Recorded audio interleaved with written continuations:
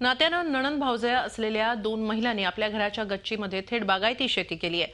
काळे कुटुंबातल्या या 2 महिलांनी केलेल्या या शेतीमुळे शेतीतज्ञही थक्क झालेत।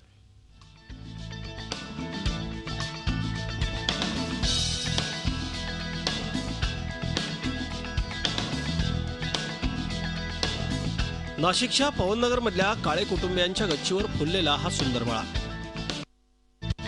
या शेतीमध्ये घराला लागणाऱ्या अगदी सर्व भाज्या, शेपू, कांदा, मेथी, कोबी, गड्डाकोबी, कोथिंबीर, हळदीसह शेवगा या भाज्या आणि पालेभाज्या होतात। इतकंच नाही तर पेरू, पपई, डाळिंब, अंजीर, चिकू ही फळं ही या गच्चीतल्या शेतीत होत आहेत। ही आधी इथंच संपत नाही, मसाल्याचे पदार्थ, तेजपान, विड्याची पानंही इथं फुलवली जात आहेत। ही किमया केली आहे काळे कुटुंबातल्या जनाबाई काळे आणि मीनाक्षी काळे या नणंद भावजयांनी। विशेष म्हणजे केवळ शेणखत वापरून त्यांनी हा मळा फुलवलाय। आम्हाला सुचल्यानंतर मग आम्ही या भाजीपाला केला, माती आणली, शेणखत वापरतो आम्ही। मग कारले, भोपळे, दोडके, मिरच्या, पालेभाजी, कांदेपात सर्व लावतो आम्ही। एवढंच नाही तर येत्या सीझनमध्ये त्यांच्याकडे आंबाही येणार आहे, त्याचा मोहर हीच चाहूल देतोय। अवघ्या 1000 चौरस फुटाच्या गच्चीत ही किमया त्यांनी केली आहे।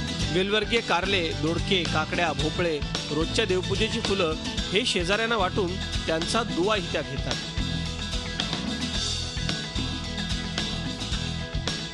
पहिल्यापासून शेतीच करतात आई वडील, मग आम्हाला पण वाटलं आपण काहीतरी करावं असं।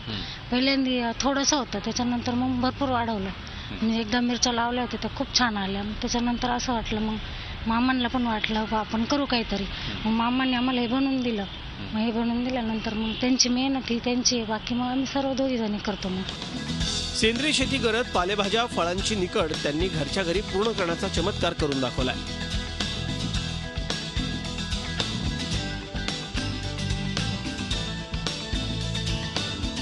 योगेश खरे, झी मीडिया, नाशिक।